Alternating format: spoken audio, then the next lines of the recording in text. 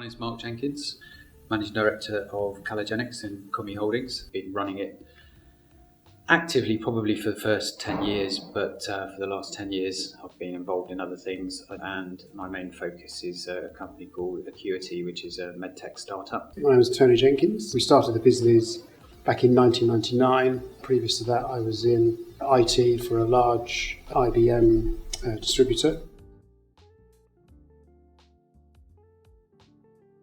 Well, as Mark said, I think we needed to engage the services of somebody that understood the marketplace, somebody that knew, some of the main runners and riders that would be a good match for us. And I think I remember, it was about over a year ago now, I think I contacted Nigel on LinkedIn or something.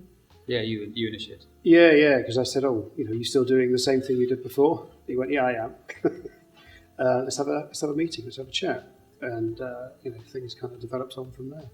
It was just driven by sort of personal circumstances, and in which case, knowing that we should really be dealing with someone who is specialised within that sector, and who knows the buyers and have had experience of selling businesses like ours, which, as I said, is not the most standard type of business within the telecoms arena.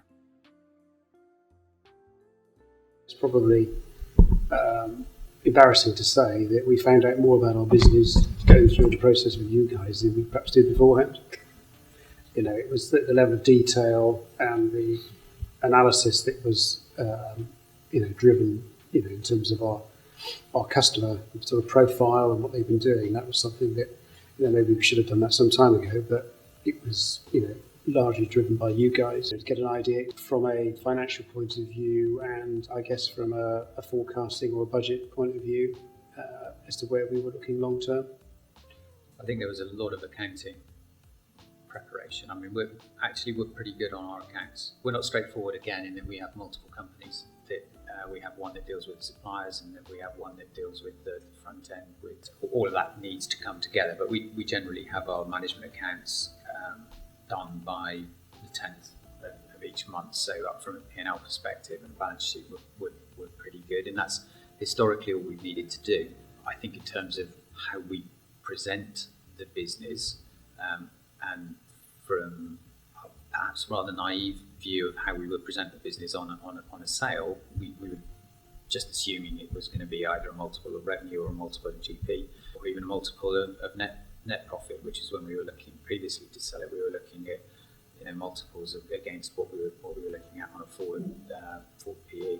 But going through on the customer base, and I think from dealing with Sam, obviously within evolution in the preparation of the documentation that we did, looking at the trends of our main customers, along which had been with us for a long time, there was a lot of preparation work in there that we just simply not done, and was a different way of looking at our customers that I think came from the experience of evolution, to say, well, this is the way we think you should be presenting your business, rather than the way we historically thought we should be actually looking for a buyer. Yeah, I think. I think so, because it's something that, as Mark said, we was looking at our customer base in a slightly different way, but obviously in the way that you guys know how to present it to potential suitors. So as Mark said, we might go for a GP or a net GP or whatever, but you guys have obviously got a tried and tested formula. That this is how we know this kind of thing works if we present it like this, and if we get any pushback, we've obviously got this in reserve. So I think the level of detail, although at times it was quite onerous, it was something that I think was a good investment. So you want to get the maximum amount of value you can for the business at the point you're selling. And from my perspective, I was kind of a bit sceptical in terms of, okay, well we're having to put quite a lot of money up front here in terms of getting the process underway. But as the process unfolded, it became clear actually that it was really very good value for money in terms of the money that we were spending on retainer to make sure that the information that came out in the investment memorandum and the length of time that was spent in preparing the information behind that investment memorandum and the reasons for doing that ultimately allowed the valuations of the business to be defended further on. I think you guys understand that at Evolution. It's getting that across.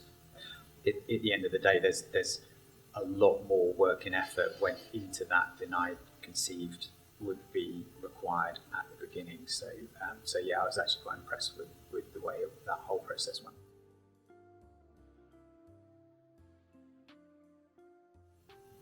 It's a funny thing selling a business, isn't it? And I've done it before on more than one occasion. It's kind of worth what someone is prepared to pay for it.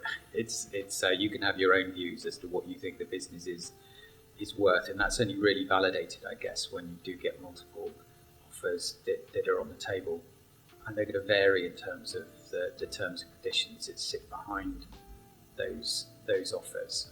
Again, I think when we went into this process, we thought that there would be a much higher amount held over than we ended up ultimately doing. And I don't know if that's just something that historically we looked at when we've been through this process before, that there would be much more of an earnout associated with it. So it was nice, even though we do have an earnout element associated with this one. Although to be fair, we did say from the outset that we weren't looking. We were looking for obviously a maximum figure on day one. With we were prepared to accept some kind of earnout, but not what we'd thought. We anticipated it was going to be quite a high percentage. So that was something I think we wanted to get up front, to you guys. So when you started the process, with your teaser document, I think you called it, it was something that potential buyers knew exactly where we were coming from. And I think, of the offers that we received, we could have sold to any of them, and there would have been a fit between our business and their business, whether or not it would be as an add-on or just taking the customer base. But probably with more, because of the fact that our businesses, the offers that we were receiving were from like-minded businesses who understood the issues that we would have had in terms of getting our platforms to where it is, and if there were integrations. So yeah, I think they were all relevant. So yeah. From a buyer's and from a seller's perspective, you understood, I think, the business reasons and issues behind various services and bits of technology that we had, and whether that was a good thing or a bad thing.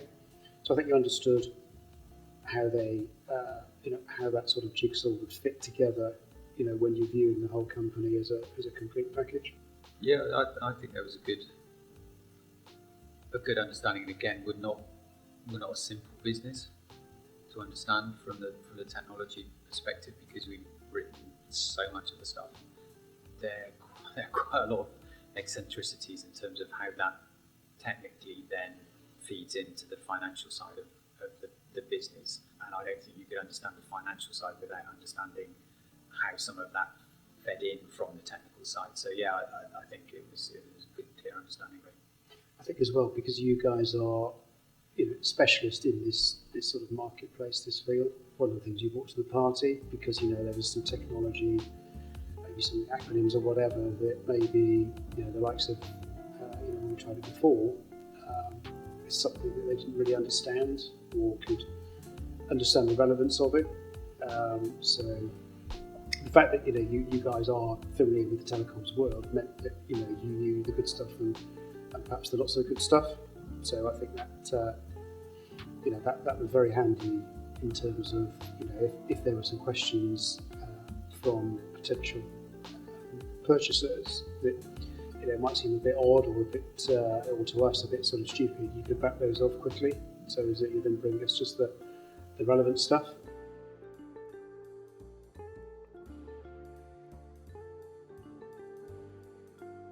Oh, I think that went very well, because as we touched on earlier, we an awful lot of preparatory work was done before we were put in front of people, so they had a good picture as to what we looked like.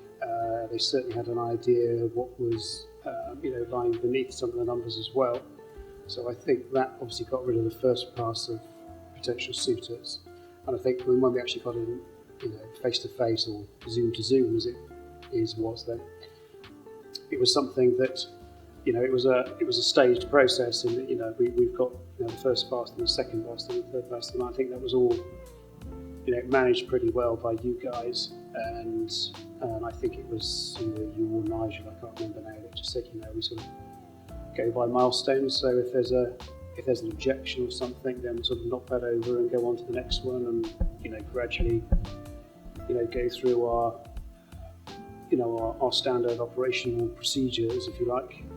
Yeah, I wasn't surprised that there were bumps in the road, because I think it's usual the more you look into things, and I think the process from once we sort of accepted the offer to then when we actually finally completed, yes, it did take longer. I think that to some degree is because it comes back to how straightforward our business is, in that it's not straightforward. There are two companies that intertwine. There's a lot of our revenue is generated from a top 40 customers.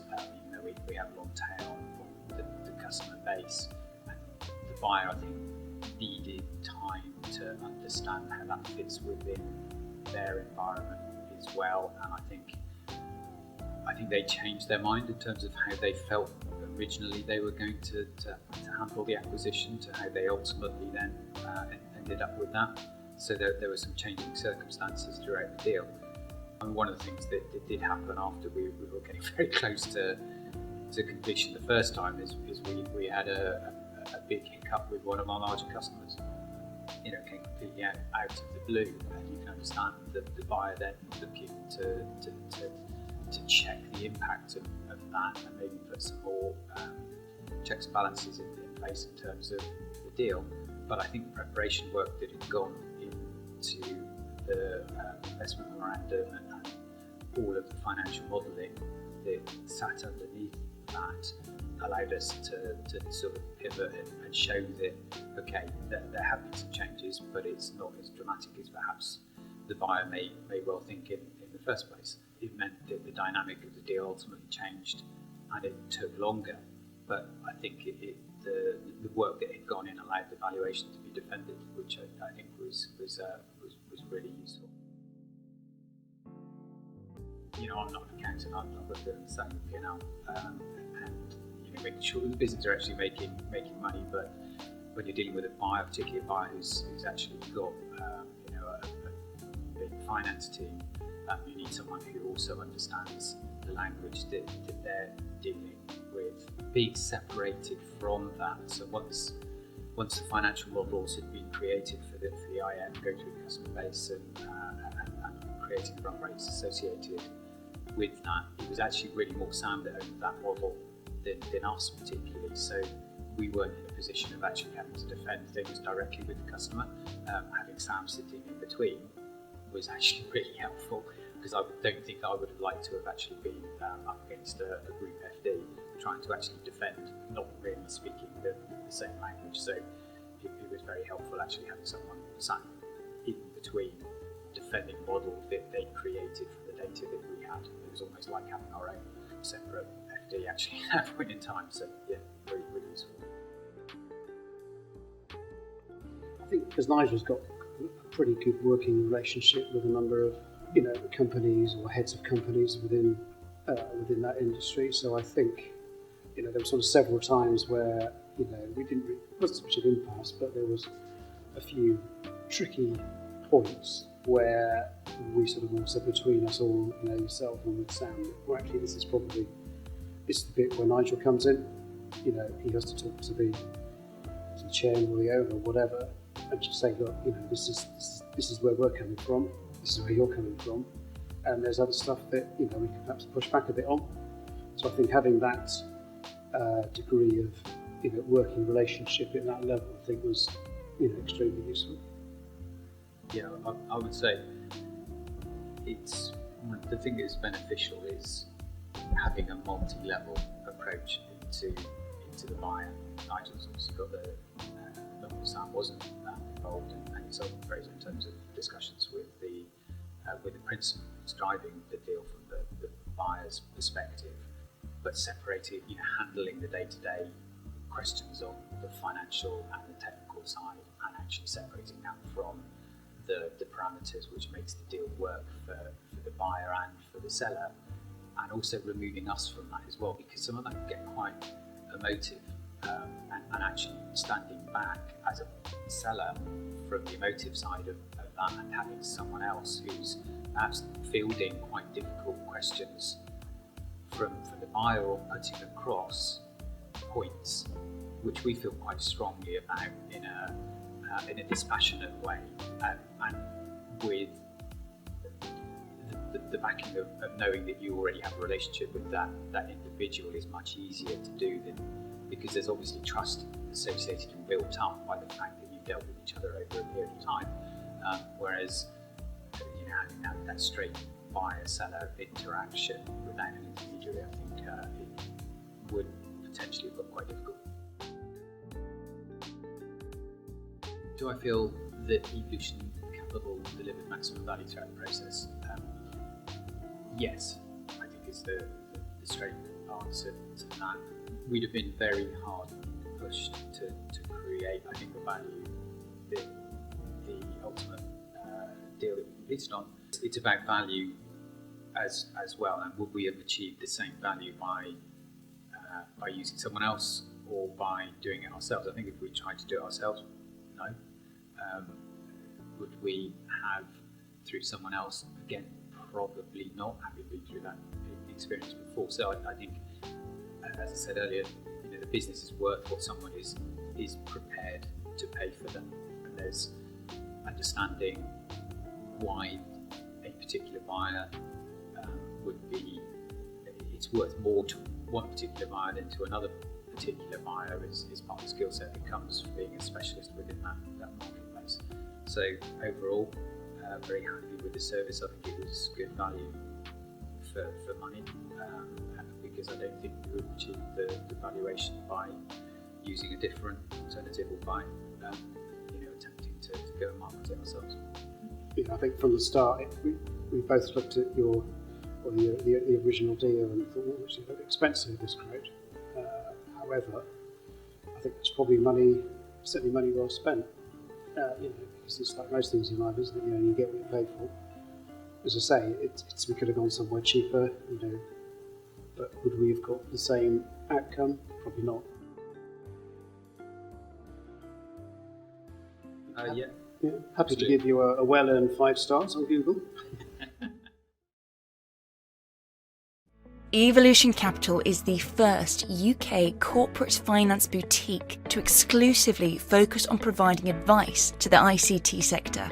We are the leaders in our field. With activities spanning 3 decades, we have provided strategic and transactional advice to over 200 technology entrepreneurs, shareholders and management teams of both privately owned and public companies.